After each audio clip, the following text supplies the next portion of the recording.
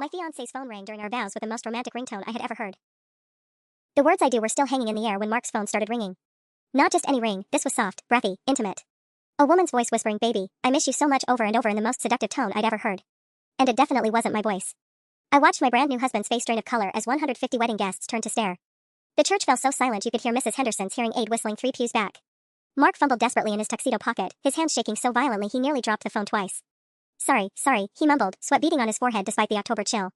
I thought I turned it off. But I was frozen, still holding my bouquet of white peonies, the ones that cost $400 because they were absolutely essential for our perfect day. That ringtone kept playing in my head. The breathiness. The intimacy. The way she said baby like she was tasting something delicious. Pastor Williams cleared his throat awkwardly. Well then, by the power vested in me by the state of Ohio, I now pronounce you husband and wife. Mark, you may kiss your bride. Mark leaned in for the kiss, but I stepped back slightly. Something in my expression must have terrified him because his smile faltered. Still, we were in front of everyone, his parents who flew in from Seattle, my grandmother who hadn't left her house in 2 years, his college buddies who'd spent $800 each to be groomsmen. So I let him kiss me. His lips were cold and tasted like fear. The photographer, Jenny, who we'd paid $3,200 for the full package, kept snapping away, oblivious to the tension. Beautiful. Now let's get the families up here. As our parents shuffled forward, I caught my sister Lisa's eye. She was my maid of honor, and she knew me better than anyone. Her face was carefully neutral, but I could see the concern. She'd been the one to ask, 2 months ago, why Mark had started working so many late nights. Why he'd suddenly become protective of his phone. Why he'd insisted on a joint bachelor/bachelorette party instead of separate ones.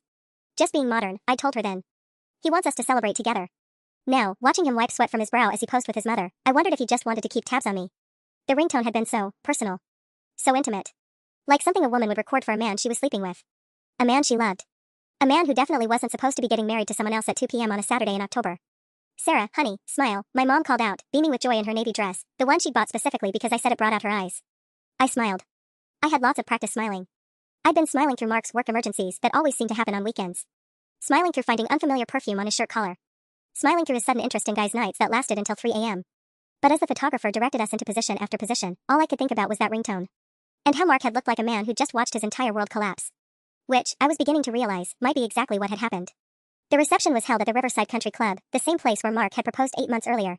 We paid $12,000 for the venue, not including the open bar that Mark had insisted on. My college friends expect quality liquor, Sarah, he'd said. Now I wondered if he'd wanted everyone drunk so they wouldn't notice if he disappeared to take calls.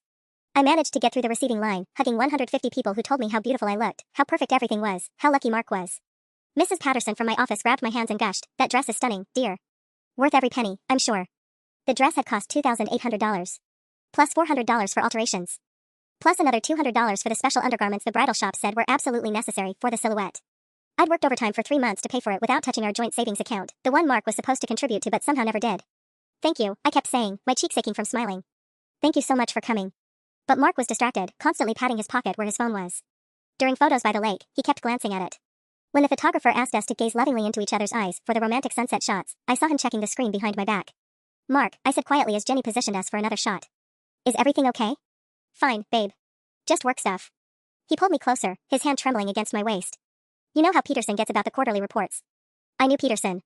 Mark's boss was a family man who went home every day at 5 p.m. sharp and had never, in the 3 years I'd known him, called anyone after hours. Certainly not on a Saturday. Definitely not during a wedding. The cocktail hour was torture. I watched Mark work the room, but his usual confidence was gone. He kept excusing himself, to the bathroom, to check on the band, to make sure the bar was set up right. Each time, I noticed him checking his phone. At 6:30, during the salad course, his phone buzzed with a text. He grabbed it so quickly he knocked over his water glass. "Mark." His mother, Patricia, laughed from across the table. "You're like a teenager with that thing." "Sorry, Mom. Just, the Peterson thing." But I had caught a glimpse of the screen before he flipped it face down. The contact name wasn't Peterson or work or even a number I didn't recognize. It was beautiful. My stomach dropped. I'd seen that contact name before, weeks ago, when Mark was showing me a funny meme.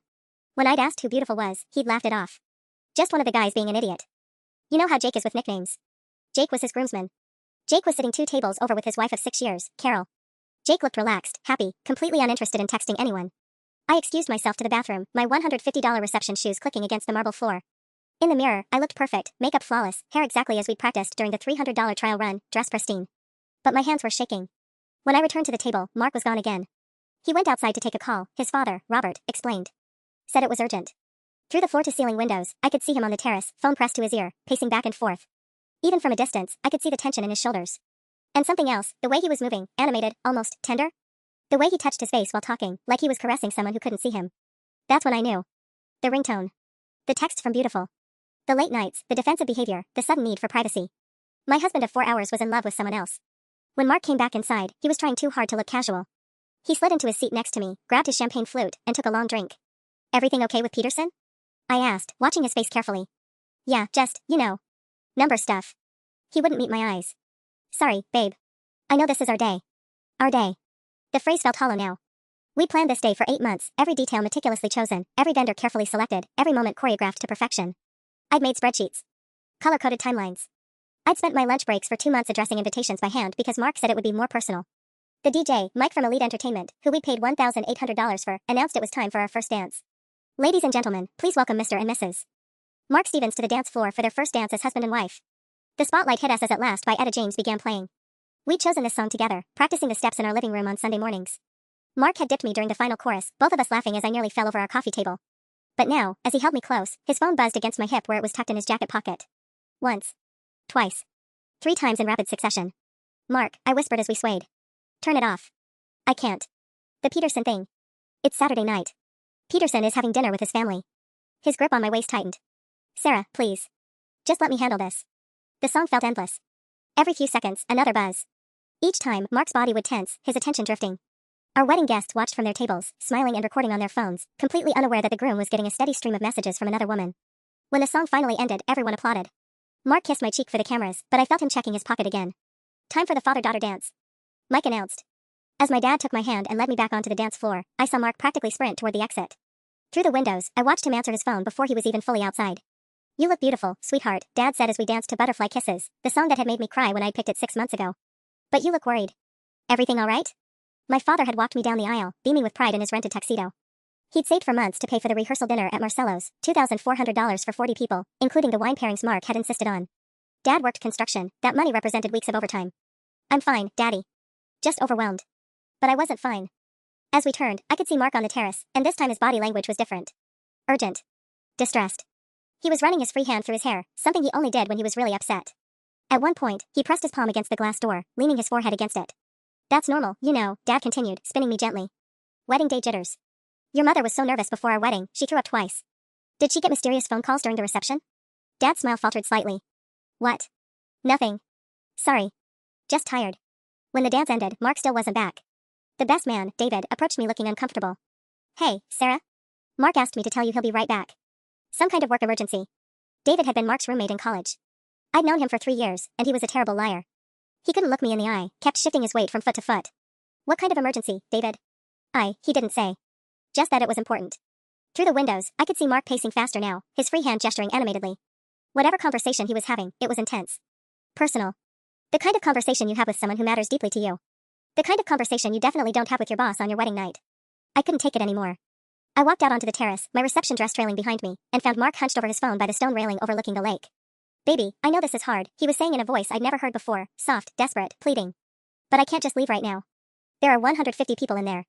He hadn't heard me approach over the sound of his own voice and the evening breeze. I stood frozen, close enough to hear every word. I know you're crying. God, I wish I could hold you right now. His voice cracked. This is killing me too. You think I want to be here pretending everything's fine when all I want is to be with you? My legs felt weak. The man I'd just married, the man I'd loved for 3 years, was comforting another woman on our wedding night. And he was doing it with more tenderness than he'd shown me in months. Emma, please don't say that. You know what you mean to me. Emma. Not Jake with a stupid nickname. Emma, a real woman with a real name who was crying because the man she loved had just married someone else. Listen, Mark continued, his back still to me. The whole thing should wrap up by 10:30. The cake cutting's at 9, then dancing, then we can start saying goodbyes. I can be at your place by 11. My place. He was planning to leave our wedding reception to go to another woman's apartment. On our wedding night. I must have made a sound, a gasp or a sob, because Mark spun around. When he saw me standing there in my $2,800 dress, the phone slipped from his hand and clattered onto the stone terrace. Sarah. His face went completely white. I can explain. Explain what, exactly? My voice sounded strange, distant. Explain who Emma is? Explain why you're planning to leave our reception to go to her place? Explain why your phone has been more important than your bride all day? He scrambled to pick up his phone, but I could hear a tiny voice still talking. Mark? Mark, are you there? What's happening? Sarah, please, let me. I grabbed the phone before he could. Emma? I said into it. Silence. Then, who is this? This is Mark's wife. The word tasted bitter. We just got married 4 hours ago. I heard her sharp intake of breath. Oh God. Mark told me the wedding was called off. He said you found out about his feelings and ended things. He said, her voice broke. He said he was free. The world tilted. I grabbed the stone railing for support. He told you what? The wedding was today? Emma's voice was getting higher, more panicked. Today? But he was supposed to come over tonight. He said, oh my God, what have I done? Mark was lunging for the phone, but I held it away from him. How long? I asked Emma. How long have you been together? 8 months, she whispered. Since March. Right after he proposed to you, I think, but he said it was complicated. That he needed time to figure things out. March. He proposed to me in February, and by March he was already cheating. Which meant our entire engagement had been a lie. Every vendor meeting, every dress fitting, every conversation about our future, all of it had happened while he was building a relationship with someone else. Sarah, hang up the phone, Mark said desperately. Please, just hang up and let me explain. But Emma was still talking, her words tumbling out in a rush. I'm so sorry. I never wanted to hurt anyone. Mark said you two weren't really in love anymore, that the wedding was just going through the motions because you'd already put down deposits. He said after today he'd be done with all the pretending. Pretending. Our entire relationship had become pretending to him. Emma, I said quietly. What does Mark tell you about me? Mark made another grab for the phone, but I stepped away from him, my back against the terrace door. He says you're like roommates now. That you haven't been intimate in months. My cheeks burned. We had problems in that department, but I thought it was wedding stress. He says you're only marrying him because you're afraid to start over. That you're settling. Each word was a knife. Because some of it was true, we had grown apart during wedding planning, we had been more like roommates lately. But I thought we were working towards something better. I thought the wedding would be a new beginning. Did he tell you he loves you? I asked. Through the glass door behind me, I could see our wedding guests laughing and dancing, completely oblivious to the fact that the groom was having his double life exposed on the terrace. My sister Lisa was looking around, probably wondering where we'd gone. Yes, Emma whispered. Every day for 3 months now. He says I'm his soulmate. The phone felt heavy in my hand. Mark was standing there helplessly, his perfectly styled hair now messy from running his fingers through it. His boutonniere, white roses to match my bouquet, was crooked. Emma, I said, making a decision that would change everything. I think you and I need to meet. Meet? Emma's voice cracked through the phone speaker. I don't think that's a good idea. I should go. I should hang up. Wait, I said, surprised by the steadiness in my own voice. Don't hang up. Mark has been lying to both of us. Mark was frantically shaking his head, mouthing please over and over. Behind the glass doors, I could see the party continuing. My cousin Jake was attempting some horrific breakdancing move while the groomsmen cheered him on. The scene looked surreal, like watching a movie with the sound off. Emma, are you still there? Yes, she whispered. But I feel sick. This is so messed up. How did you two meet? I asked, ignoring Mark's increasingly desperate gestures. At Murphy's Pub. That sports bar downtown? It was March 15th, I remember because it was the day after my birthday. He bought me a drink and said he'd just gotten out of a long relationship. Emma's voice was getting stronger, like she was trying to piece things together. He was so sweet, so attentive. He said he'd been with someone who didn't appreciate him. March 15th. I knew that date. Mark had told me he was going out 4 guys night with David and some college friends. He'd come home at 2 a.m. smelling like beer and perfume, but when I'd asked about it, he said someone had spilled a drink on him at the crowded bar. Emma, what does Mark drive? A blue Honda Civic. Why? The same car that was currently parked in the country club lot with just married written across the back windshield in white shoe polish. The car we planned to drive to our honeymoon suite at the Marriott downtown, the $400 per night room I booked 6 months ago. Has he ever stayed over at your place? Mark was making frantic slashing motions across his throat, but I turned away from him. Tuesdays and Thursdays, usually. Sometimes Saturday afternoons when you were. Emma stopped. Oh God, when you were doing wedding stuff. He said he had standing poker games those nights. Tuesdays and Thursdays. The nights Mark claimed he was working late on the Morrison account. I'd even packed him dinners to take to the office, homemade lasagna, pot roast, the comfort foods he loved. I'd felt so guilty that he was working overtime while I was out tasting cakes and picking flowers. Sarah, Mark finally spoke, his voice hoarse. Emma, please, both of you just stop. This isn't helping anyone. Actually, Mark, I think this is helping a lot, I said. Emma, has he given you any jewelry? A necklace for my birthday. A silver heart pendant from Tiffany's. My stomach dropped. In April, our credit card statement had shown a $340 charge from Tiffany & Company. When I'd asked Mark about it, he said he'd bought his mother an early Mother's Day gift. His mother, Patricia, was currently inside wearing a $15 scarf from Target that she'd bought herself. What about trips? Has he taken you anywhere? Chicago, for a weekend in May. He said it was a work conference, but we stayed at this beautiful hotel downtown. The Peninsula? He said his company was covering it. The Peninsula Chicago. I'd looked at that exact hotel for our honeymoon before deciding it was too expensive. The weekend in May when Mark was supposedly in Chicago for a conference, I'd been at my friend Jessica's bridal shower, showing off my engagement ring and talking about how excited I was to marry such a hardworking, dedicated man. Emma, I need to ask you something, and I need you to be completely honest. Okay, she said quietly. Do you love him? The silence stretched so long I thought she'd hung up. Mark had stopped gesturing and was just staring at me with a look of absolute terror. Yes, Emma finally whispered. I love him. And I thought he loved me too. Really loved me. Not just as some side thing.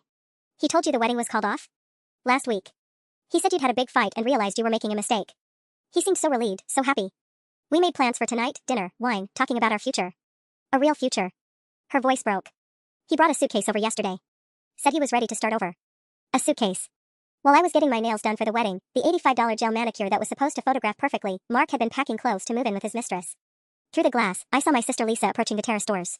She'd spotted us and was wearing her concerned big sister expression. In a few seconds, she'd come outside and this conversation would become even more complicated. Emma, I said quickly, what's your last name? Rodriguez. Emma Rodriguez. But why does that matter now? Emma Rodriguez. I knew that name. Mark had mentioned an Emma Rodriguez from his office, someone in accounting who'd helped him with expense reports. I'd even asked him to invite her to the wedding, but he'd said they weren't that close. Emma, do you work at Carlson and Associates? Yes. In accounting. How did you? You were supposed to be at this wedding, I said, the pieces clicking together. I asked Mark to invite you. Mark's face went gray. Behind me, the terrace door opened and Lisa stepped out. Sarah? What's going on out here? People are asking where you and Mark disappeared to. I held up one finger to Lisa, keeping the phone pressed to my ear. Emma, are you still there? I'm here.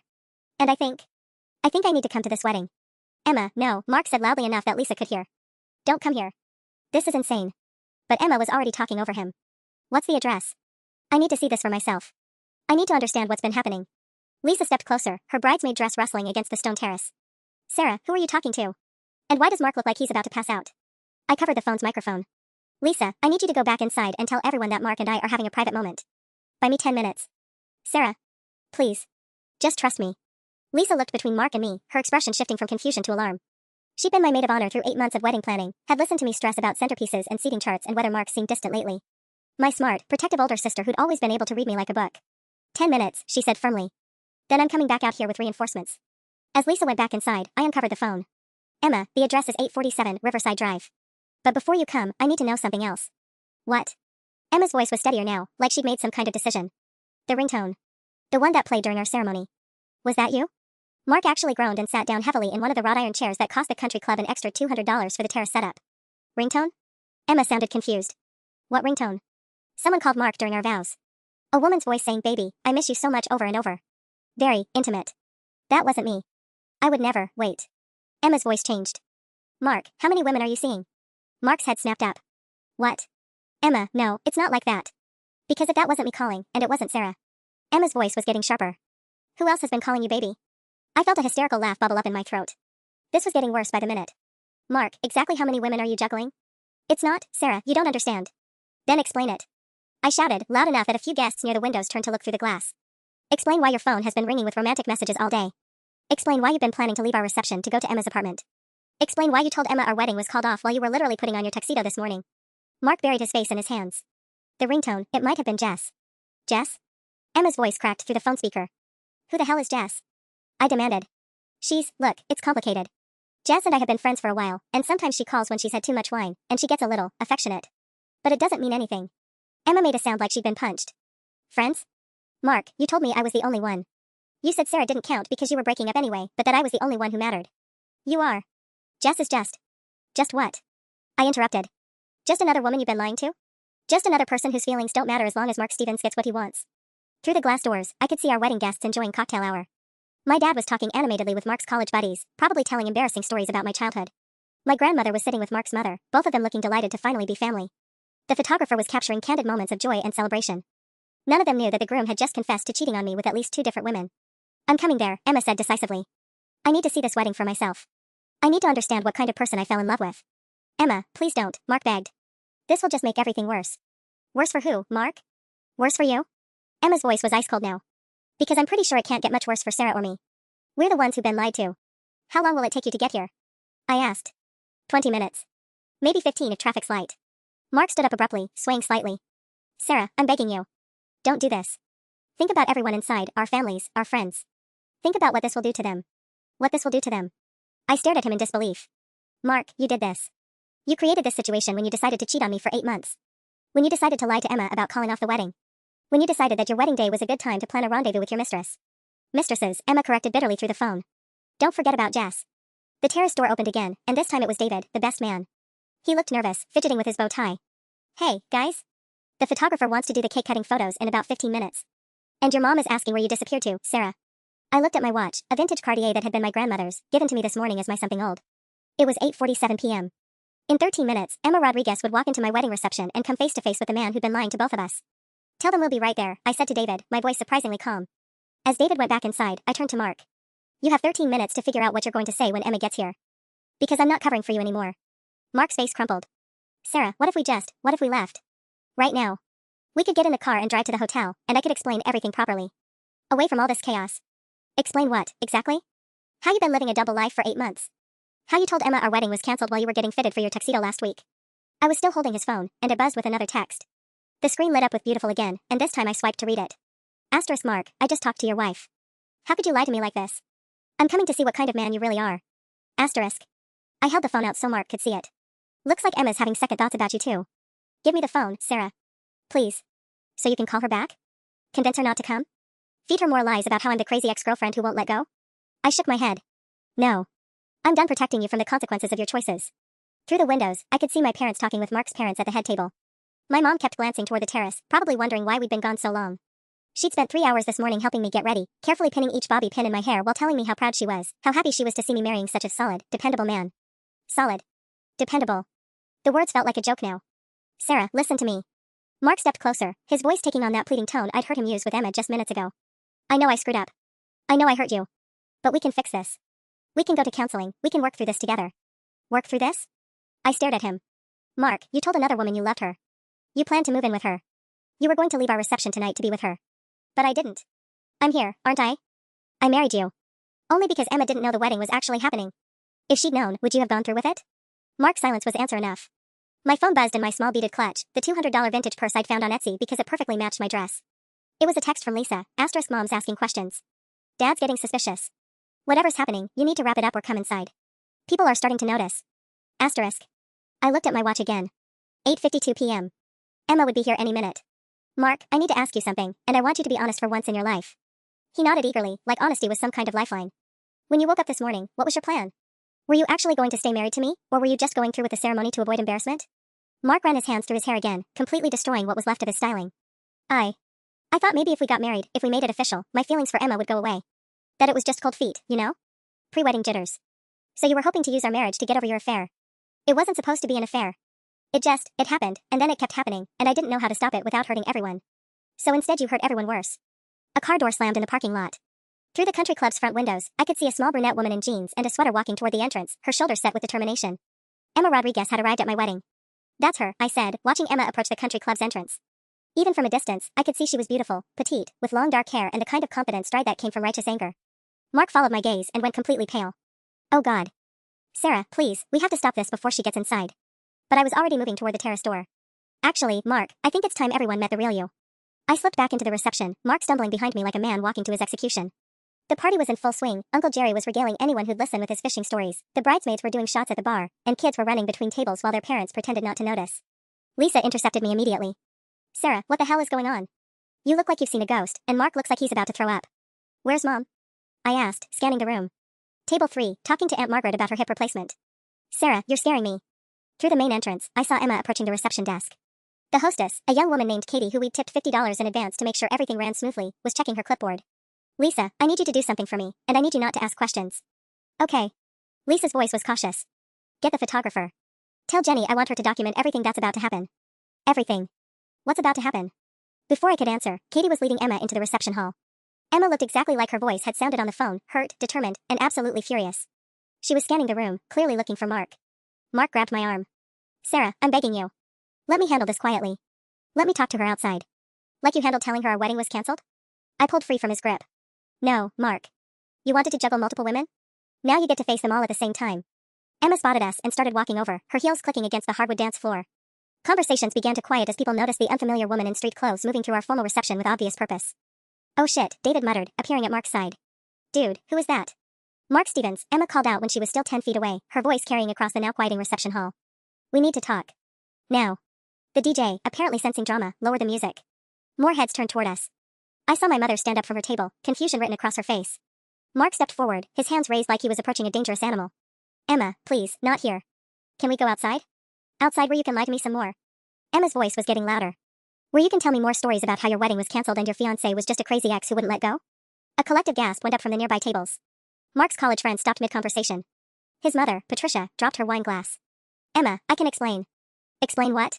Emma was close enough now that I could see tears in her eyes, though her voice was steady. Explain how you've been living with me 2 nights a week while planning a wedding?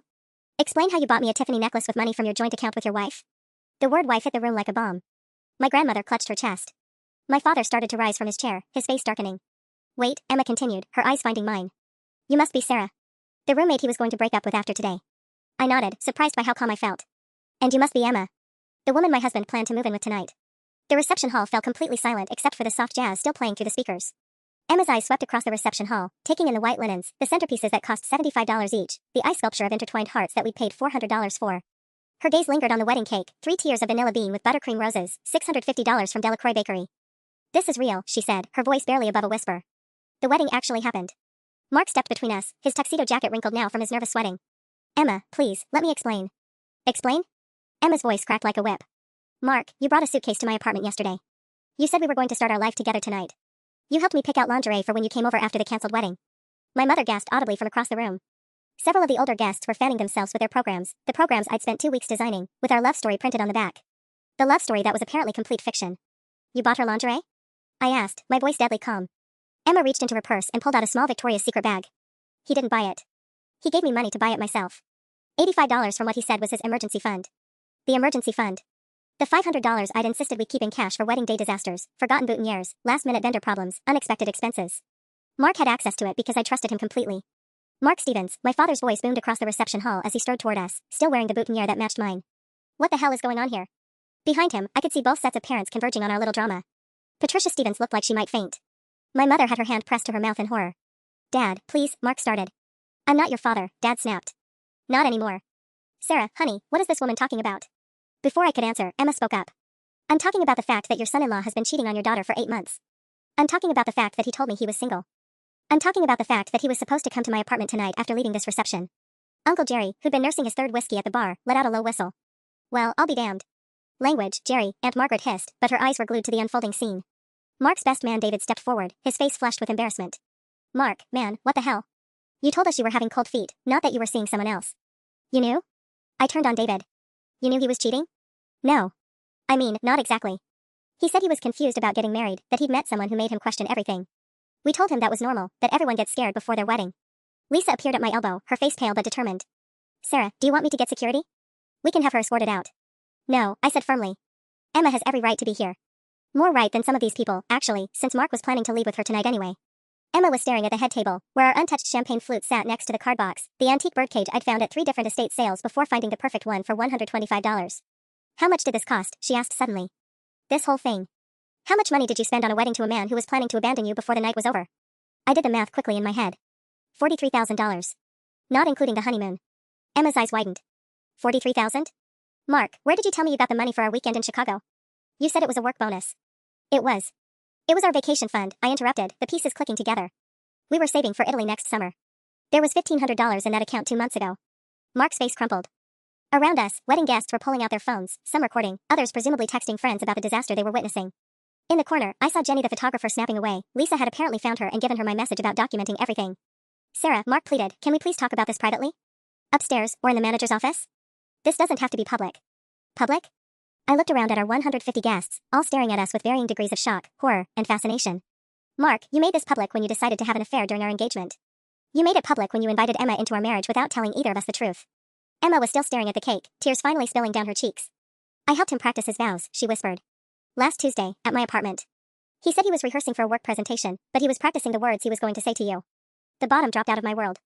He made me listen to his vows? My voice came out as a whisper, but in the dead silence of the reception hall, everyone heard it. Emma nodded miserably. He said they were bullet points for a big presentation to his boss. Something about commitment and partnership and building a future together. I thought it was sweet how nervous he was, how much he wanted to get the words right. She looked up at me with devastated eyes. But he was practicing the words he was going to say to you. While lying in my bed. The room started to spin. Those vows, the beautiful, heartfelt promises Mark had made just hours ago about loving me forever, about being faithful through good times and bad, he'd rehearsed them with his mistress.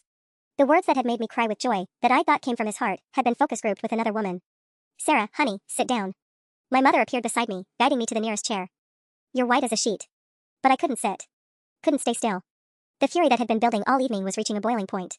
What else? I demanded, turning to Emma. What else did he practice with you? Mark stepped between us again. Sarah, please stop.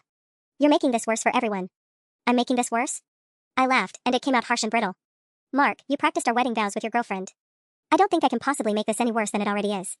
Emma wiped her eyes, smearing her mascara. The first dance, she said quietly. He played me the song last week.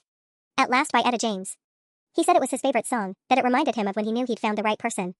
I felt like I'd been slapped. That's our song. We chose it together.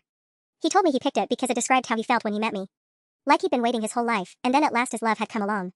Several of the bridesmaids gasped. My cousin Rebecca, who'd driven 8 hours from Detroit to be here, shook her head in disgust. That's sick, Mark. That's seriously sick. Patricia Stevens finally found her voice. Emma, dear, I think there's been some kind of misunderstanding. Mark would never. Mom, don't. Mark's voice was defeated. Just don't. The DJ, apparently deciding this wasn't the kind of entertainment he'd been hired for, turned off the music completely. In the silence, I could hear my grandmother crying softly at table 4. David cleared his throat. Look, maybe we should all take a step back. Mark, why don't you and I go get some air, figure out how to handle this? Handle this? Emma whirled on him. How exactly do you handle the fact that your best friend has been lying to everyone who cares about him for 8 months? How do you handle the fact that he stole money from his fiancée to take his mistress on romantic getaways? I didn't steal anything, Mark protested weakly. The vacation fund was joint money. Joint money that you spent on another woman, my father growled. Dad had been working double shifts for months to pay for the rehearsal dinner, and now he was finding out Mark had been spending our savings on weekend trips with Emma. Emma reached into her purse again and pulled out her phone. You want to know what else he practiced?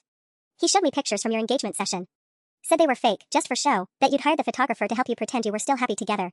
She held up her phone, showing a photo Mark had obviously taken of our engagement pictures, the ones displayed on easels throughout the reception hall, the ones that cost $800 and captured what I thought was genuine joy and love. He made fun of your dress, Emma continued, her voice getting stronger with anger. Said you'd spend a fortune trying to look like someone you weren't. Said the whole wedding was just an expensive performance. The engagement photo dress, a flowing blue sundress I'd bought specifically for the shoot, had cost me $150. I'd loved how it looked, loved how happy Mark and I appeared in those pictures. My sister Lisa stepped forward, her face flushed with protective rage. Okay, that's enough. Mark, you're done. You're leaving. Now. Lisa. Now, Mark. Before I do something that'll get me arrested at my sister's wedding. But Emma wasn't finished. She was scrolling through her phone now, her face illuminated by the screen. Actually, Lisa, I think everyone should hear this before he leaves. She looked up at me. Sarah, did Mark ever mention someone named Jessica? My blood ran cold. Jess. He said the ringtone during our ceremony might have been from someone named Jess. Emma nodded grimly. Jessica Chen. She works in marketing at his office. Mark showed me their text conversations 3 weeks ago when I got suspicious about him working late so often. She held up her phone. He screenshotted them to prove to me that I was the only one who mattered. The reception hall felt like it was closing in around me. Another woman. Another name to add to this nightmare. What did the text say? I asked, though I wasn't sure I wanted to know. Emma's voice was clinical now, like she was reading a report. Jessica thinks she's his girlfriend too. Has been for 6 months. Mark told her you were his ex-fiancée who wouldn't move out of the apartment. Patricia Stevens made a strangled sound and sat down heavily in the nearest chair. Mark's father Robert just stood there, his mouth hanging open. 6 months, I repeated. Emma, you said 8 months. Jessica, 6 months. I turned to Mark. Anyone else I should know about? Any other women you've been collecting like baseball cards? Mark's college friend Tom stepped back like Mark had become contagious. Dude, what the fuck is wrong with you? Tom, language, his wife Carol hissed, but she was staring at Mark like she'd never seen him before. Emma was still scrolling. According to these screenshots, Jessica bought him a watch for his birthday in June. A Tag Heuer. $1,500. I grabbed Mark's wrist and yanked it up, pushing back his tuxedo sleeve. There it was, a silver watch I'd never seen before. When I'd asked about it 2 months ago, he'd said it was a gift from his parents for landing the Morrison account. Mom, Dad, I called to his parents. Did you buy Mark a watch for his birthday? Robert Stevens shook his head slowly. We gave him a gift card to that restaurant you both like. $50. The watch caught the light from the crystal chandeliers that had cost us an extra $300 in venue fees. I grabbed his wrist harder, twisting it so everyone could see the expensive timepiece. $1,500, Mark? Jessica spent $1,500 on you while I was paying for our wedding flowers and you told me we needed to cut costs? Mark tried to pull his arm back, but I held tight. And what did you give Jessica in return? More money from our emergency fund? Our honeymoon savings? Sarah, please. Emma looked up from her phone, her face pale. The watch wasn't the only thing. Look at this. She held up her screen, showing another screenshot. Jessica sent him this picture last week. It was a photo of lingerie laid out on a bed, expensive-looking silk and lace in deep red. The message below it read, *4 when you finally leave her and come home to me. Love you, baby. *. My grandmother audibly gasped from her table. Several of the older guests were fanning themselves with cocktail napkins. Home to her? I looked between Emma and Mark's phone, still clutched in my other hand. How many homes do you have, Mark? How many women think you're moving in with them? Uncle Jerry let out another low whistle. Boy's been busier than a bee in a flower garden. Jerry. Aunt Margaret snapped, but even she looked fascinated by the train wreck unfolding. David stepped closer to Mark, his face a mixture of disgust and disbelief. Man, I've known you for 10 years. What happened to you? But Mark just stood there, his expensive watch glinting under the reception lights, caught in a web of lies so complex I wasn't sure even he could untangle them anymore. The photographer's flash went off right as Mark opened his mouth to respond to David, capturing what would probably be the most honest expression on his face all day, pure, exhausted defeat. Jenny, stop taking pictures, Mark said weakly. Actually, keep taking them, I said, my voice carrying across the now silent reception hall. I want documentation of everything. Emma was still scrolling through her phone, and I could see more screenshots. Sarah, there's more. Jessica wasn't just buying him gifts. Look at this credit card statement he showed me in July when I asked why he couldn't take me to that concert I wanted to see. She held up her phone, displaying what looked like a Chase credit card statement. Even from several feet away, I could make out charges to restaurants I'd never been to, hotels I'd never seen, stores I'd never shopped at. Whose credit card is that? Lisa asked, leaning over to look. Emma zoomed in on the name at the top. Jessica Chen. He's been using her credit card for months. Look at these charges: Nordstrom, $400. The Ritz-Carlton, $650. Someplace called Amici's Italian restaurant, $200. My father stepped closer, his construction worker hands clenched into fists. Mark, you've been using another woman's credit card while my daughter paid for this wedding with overtime money? Mr. Patterson, it's not what it looks like. It looks like you're a con artist, Dad growled. It looks like you've been scamming multiple women while my daughter worked herself to death planning a wedding to a liar. Patricia Stevens finally found her voice again. Mark, honey, please tell me this is all some kind of misunderstanding. Please tell me you haven't been living off these women. But Emma was nodding, tears streaming down her face now. The Chicago trip, the dinners, the hotel rooms, I paid for half of everything. He said he was between paychecks, that he'd pay me back after his bonus came through. What bonus? I demanded, turning to Mark. You work salary at Carlson and Associates. There are no bonuses.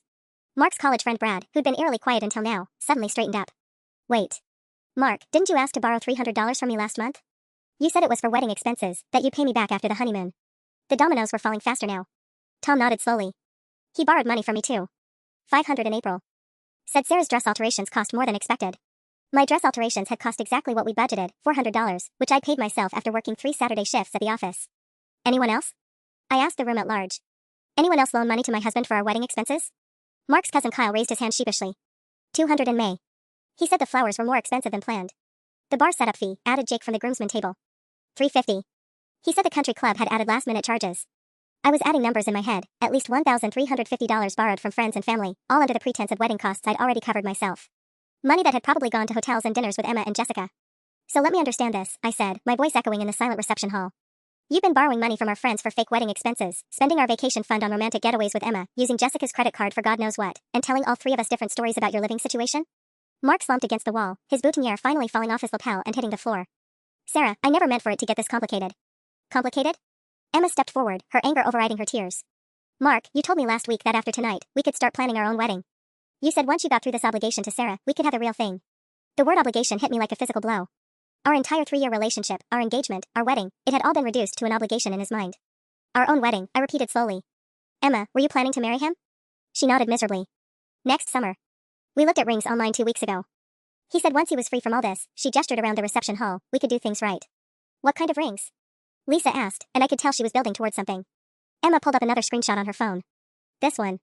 A 2-carat princess cut from Tiffany's. He said money wouldn't be an issue once he didn't have to pretend anymore. The ring on her screen was almost identical to mine, the one currently on my finger, the one Mark had proposed with 10 months ago. The one that had cost $8,000 and cleaned out his savings account, or so he'd claimed. I held up my left hand, the diamonds catching the light. You mean this ring? Emma's face went white. That's almost exactly what we picked out together. Because he already knew what I liked, I said, the final piece of this horrible puzzle clicking into place. He wasn't planning a future with you, Emma. He was planning to give you the same future he'd already given me. The silence stretched until Emma's phone started buzzing in her hand. She looked down at the screen, then back up at Mark with fresh horror. It's Jessica, she said. She's calling you. On my phone. Mark's face somehow managed to go even whiter. What? That's impossible. Emma answered the call and put it on speaker before anyone could stop her. Hello? Mark? Why are you answering Emma's phone? Jessica's voice was sharp, suspicious. I've been trying to reach you for an hour.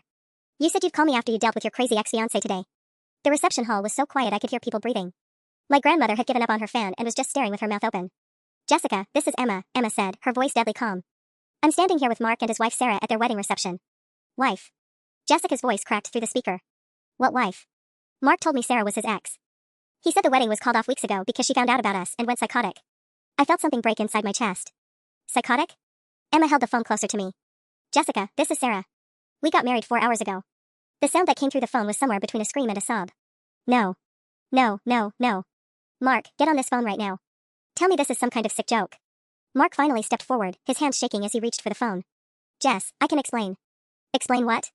Jessica's voice was getting higher. Explain how you married someone else on the same day you were supposed to move into my apartment? Explain how you used my credit card for a bachelor party I wasn't supposed to know about? My father stepped closer to the phone. Miss, did you say bachelor party? Who is this? Jessica demanded. I'm Sarah's father. And I'd like to know about this bachelor party, since Mark told us he didn't want one. Through the speaker, I could hear Jessica crying. Last weekend. Vegas. He said it was a work conference, but when I saw the charges on my card, the strip clubs, the bottles of champagne, the hotel suite, I confronted him and he admitted it was his bachelor party. David's face went slack. Vegas? Mark, you told us you were visiting your sick aunt in Phoenix last weekend. He was supposed to be helping me pick out my wedding shoes, I said, my voice hollow. I spent Saturday alone at 3 different stores because he said his aunt needed him. Emma was staring at the phone like it might bite her. Jessica, how much did his Vegas trip cost you? $1,800.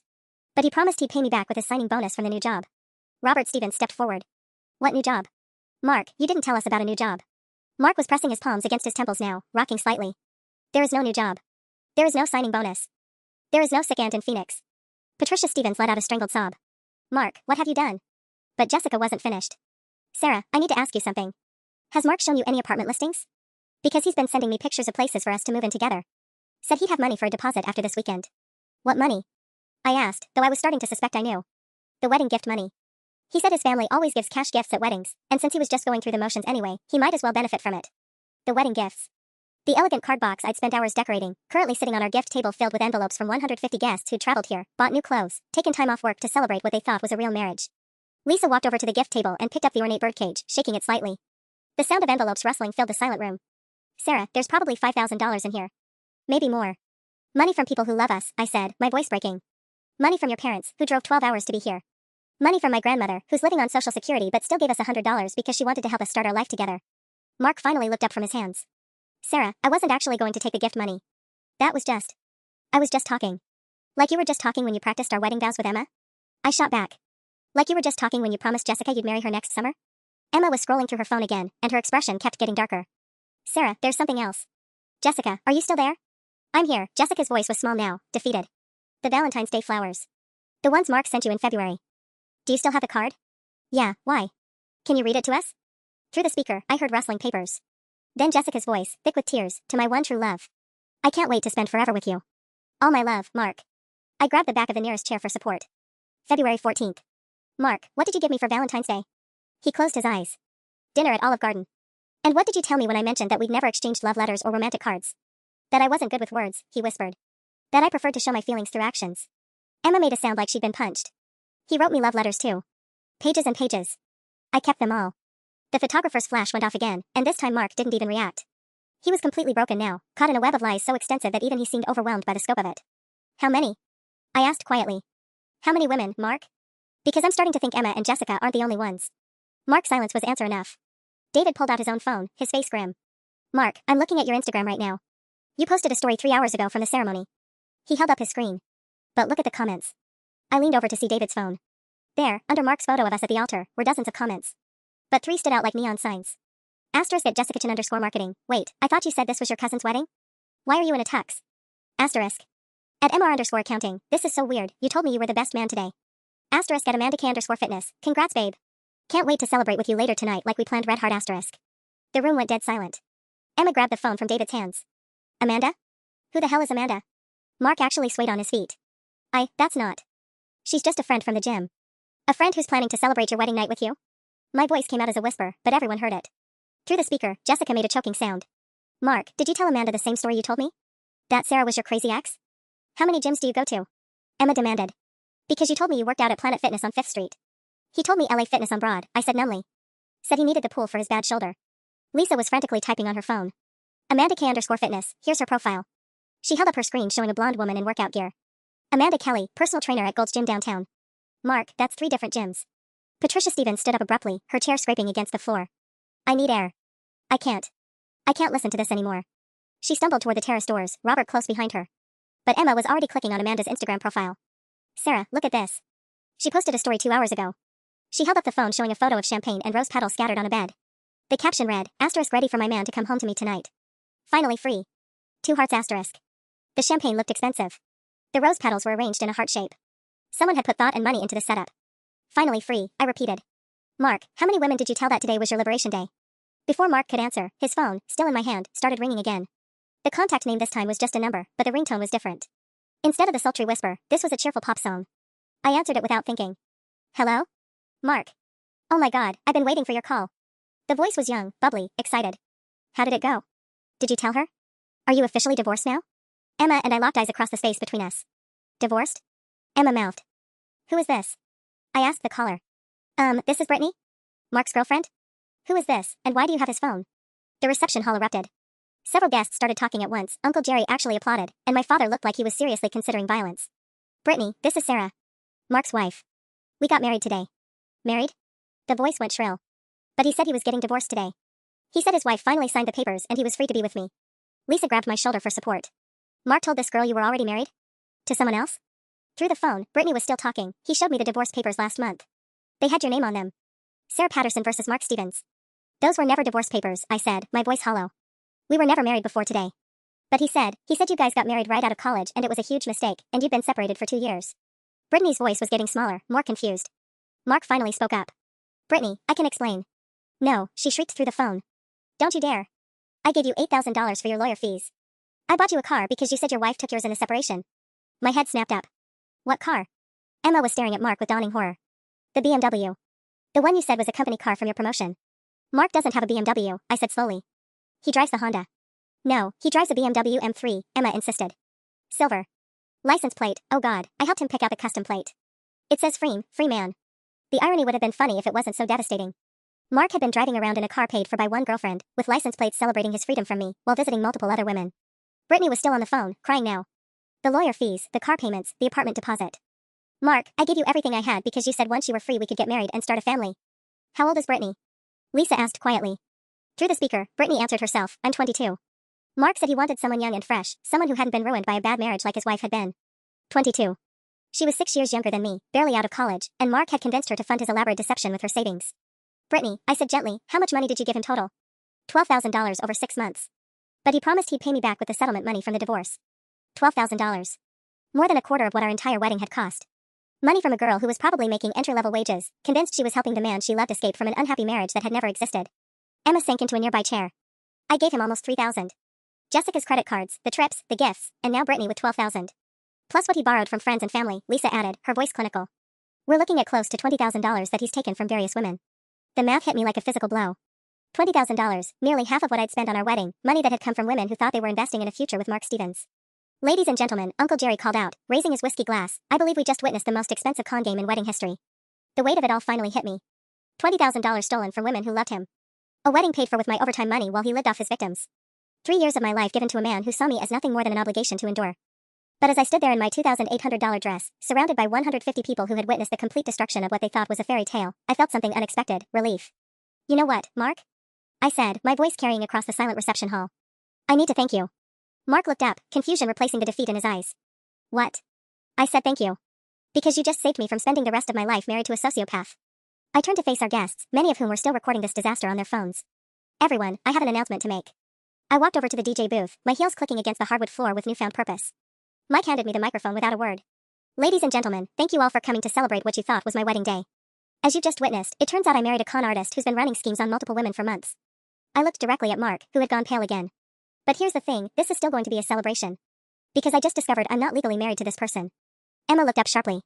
What do you mean? I pulled out my phone and showed the screen to the room. I've been Googling during this whole conversation. In Ohio, if either party has been proven to have committed fraud during the marriage ceremony, the marriage can be annulled immediately. No waiting period, no divorce proceedings. It's like it never happened. Mark stumbled backward. Sarah, you can't. Actually, Mark, I can. We have 150 witnesses who just heard you admit to lying about your identity, your relationships, and your intentions during our ceremony. Jenny has photographs of the whole thing. And we have recorded confessions from multiple women you've defrauded. I turned back to the microphone. So here's what's going to happen. Mark Stevens is going to leave. Now. Security will escort him out if necessary. The rest of us are going to stay and celebrate my freedom. Patricia Stevens had returned from the terrace and was crying softly into her husband's shoulder. Sarah, honey, we're so sorry. We had no idea. I know you didn't, Patricia. And you're welcome to stay if you'd like. This isn't about his family, it's about him. Emma stood up, wiping her eyes. Sarah, I owe you an apology. I should have known something was wrong when he wouldn't let me meet any of his friends or family. You don't owe me anything, Emma. We were both victims here. I looked around the room. All of us were. Mark made one last desperate attempt. Sarah, please. Can we talk about this privately? Work something out? The time for private conversations was before you decided to practice our wedding vows with your mistress. I gestured toward the exit. You have 5 minutes to leave before I call the police and report you for fraud. David stepped forward. I'll make sure he goes. As the groomsman escorted Mark toward the exit, he turned back one more time. Sarah, I did love you. Some part of this was real. I looked at him, really looked at him, and felt nothing but pity. Mark, I don't think you know what love actually means. After he left, the reception hall buzzed with nervous energy. Then my father stood up, raising his beer. To my daughter, he called out, his voice booming across the room, who just dodged the biggest bullet of her life. The crowd erupted in cheers and applause. Someone cranked up the music. The photographer kept snapping pictures as Emma, Jessica, who had driven over after the phone call, Brittany, who arrived 20 minutes later, and I sat at the head table, sharing stories and comparing notes about the man who had lied to all of us. By midnight, we'd started a group chat called Mark's Victims Club and were already planning our strategy to get everyone's money back. It wasn't the wedding I'd planned, but it was exactly the ending I needed.